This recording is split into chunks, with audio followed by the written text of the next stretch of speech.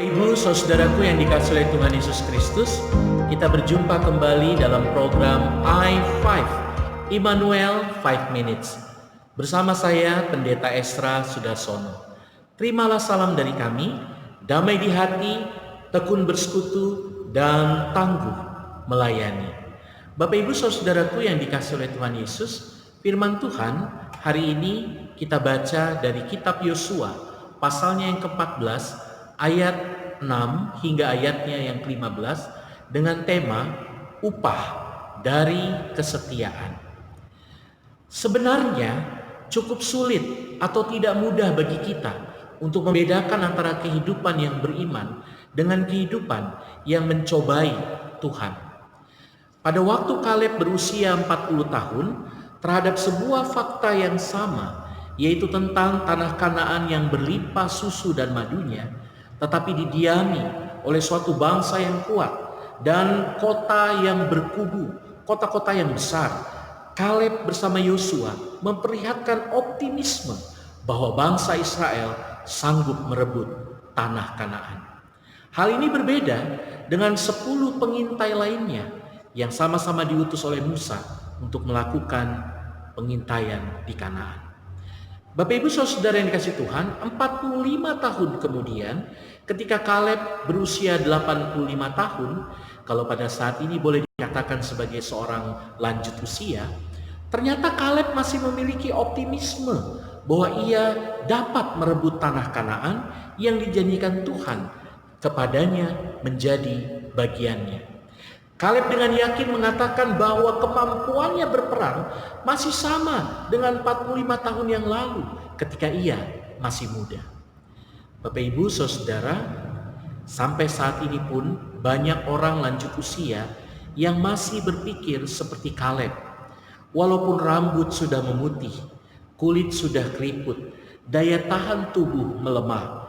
Tetapi jika diadu oleh orang muda dalam hal-hal tertentu, orang lanjut usia justru seperti mendapatkan bahan bakar untuk kembali bertarung.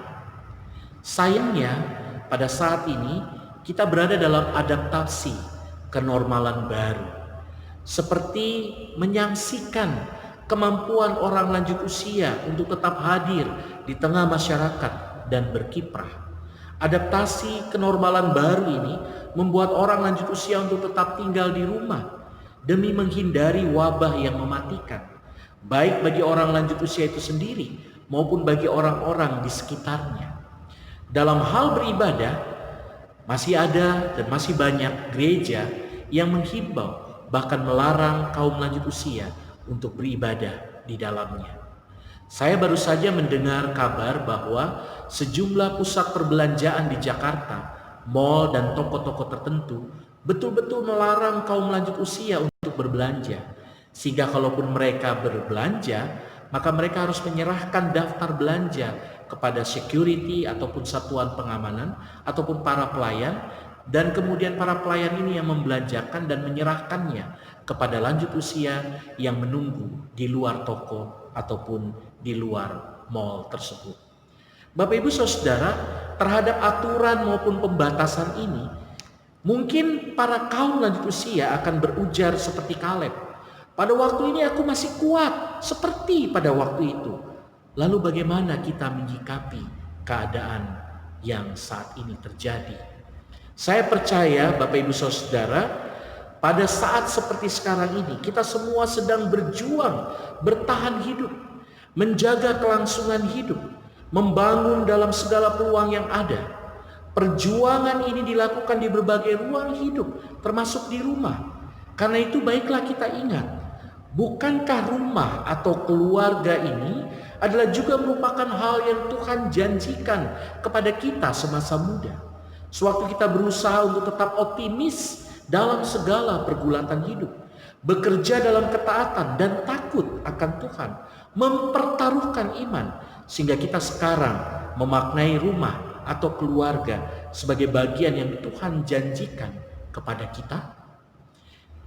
Kalau Kaleb meminta kepada Yosua yang adalah penerus Musa untuk mengingat janji Tuhan yang menyediakan wilayah untuk menjadi bagiannya, sehingga ia berani mengatakan, aku akan menyerang bangsa Enak dan menundukkan Hebron sebagai bagian dari janji Tuhan.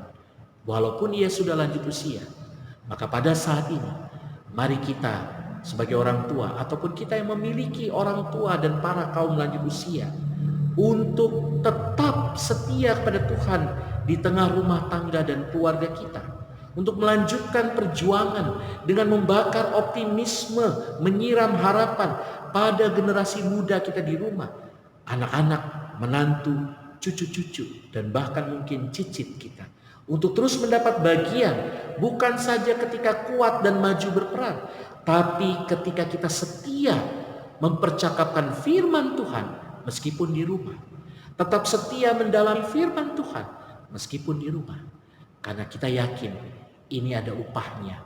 Sebagaimana Kaleb boleh rasakan, dia tinggal di Hebron dalam damai sejahtera Tuhan dan tidak ada peperangan lagi. Kaum lanjut usia dan setiap kita yang masih beribadah di rumah dalam kesetiaannya juga akan mendapatkan berkat seperti Kaleb. Tuhan memberkati. Amin.